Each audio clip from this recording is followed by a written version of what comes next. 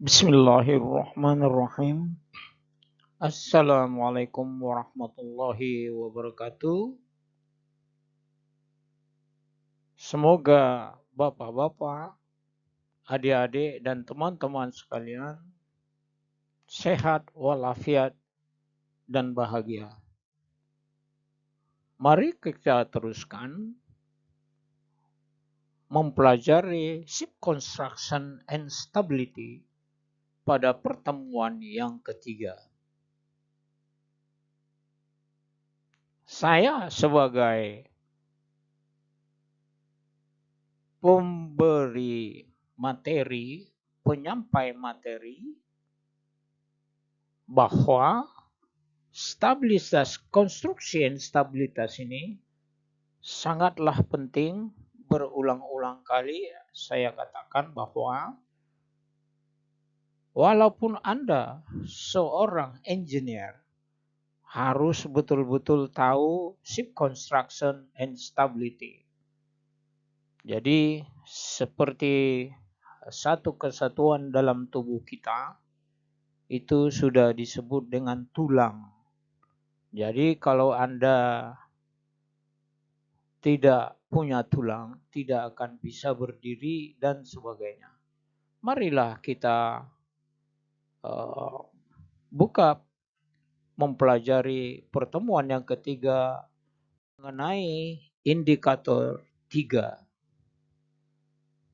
Indikator 3 ini kita akan mempelajari yang disebut dengan watertight integrity, watertight integrity, and watertight doors.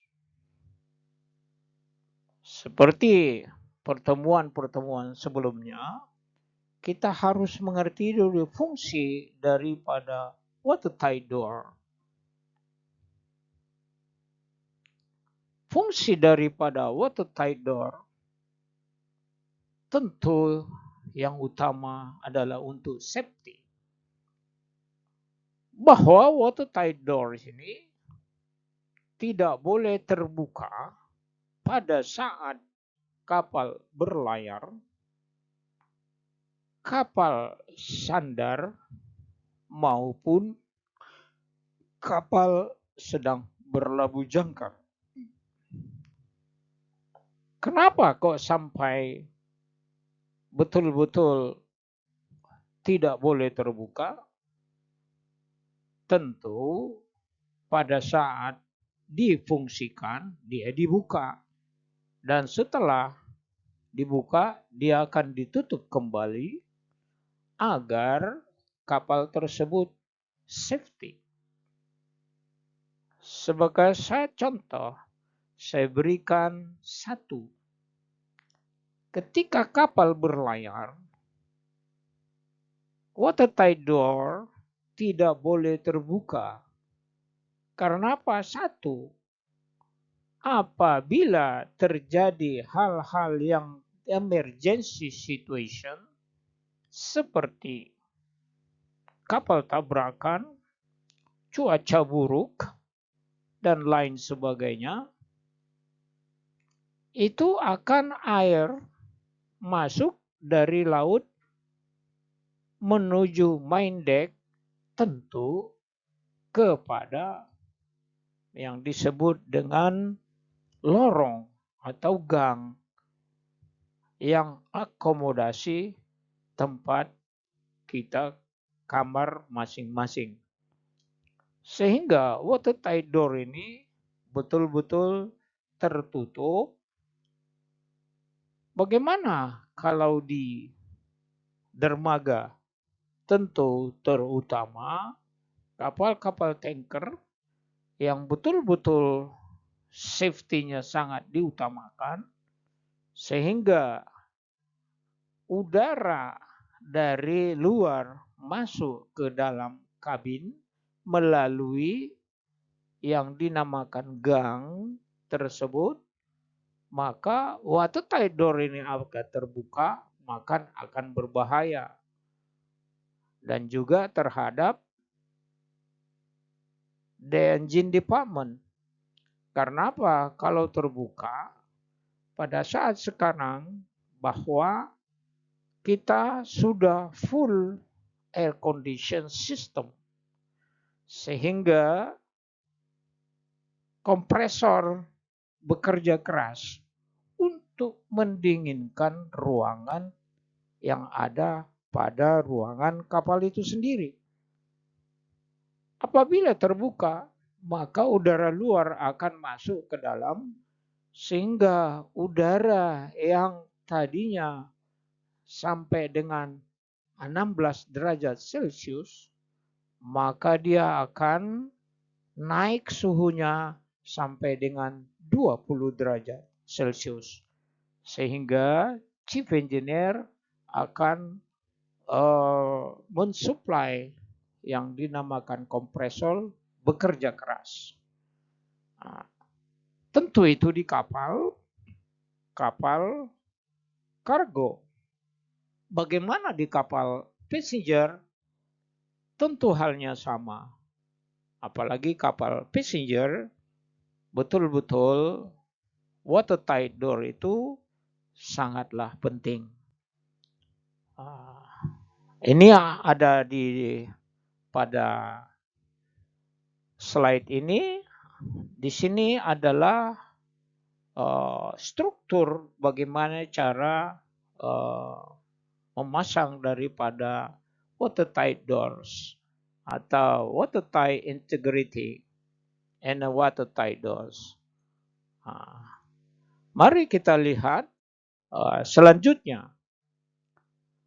Tentu watertight doors itu ada cara memasangnya, ada yang fix, ada yang sliding watertight doors. Nah, di sini ada Anda lihat keuntungan dan kerugiannya. Bisa Anda baca keuntungan, mudah dioperasikan, tidak memerlukan tenaga yang besar, bekerja dengan cepat, rapi dan menarik. Kerugiannya, mudah bergerak apabila kapal miring hingga 20 derajat. 2. Beban listrik yang banyak. Apabila rusak, maka pemeliharaannya agak sukar. Biayanya tentu bahannya mahal. Itulah yang keuntungan dan kerugian sliding watertight doors. Anda melihat, Anda di sini sketch arrangement of the power operated sliding watertight doors. Anda lihat yang warna kuning tersebut ini bisa digeser dengan manual atau dengan remote control atau push button. Itu yang ada biasanya pada kapal-kapal penumpang. Demikianlah pertemuan yang ketiga ini tentang watertight doors. Karena waktu juga lah yang memisahkan kita. Hari ini cukup sekian untuk pertemuan yang ketiga, sliding atau yang disebut dengan jenis sliding watertight doors pada indikator 3.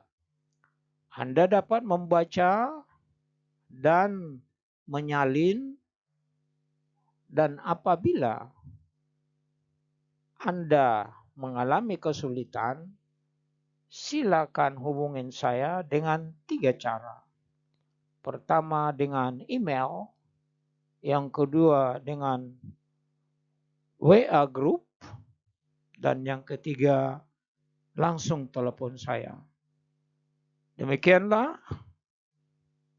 pelajaran untuk pertemuan yang ketiga ini, watertight doors. Assalamualaikum warahmatullahi wabarakatuh. Selamat malam dan bagi Indonesia Timur sudah malam. Terima kasih.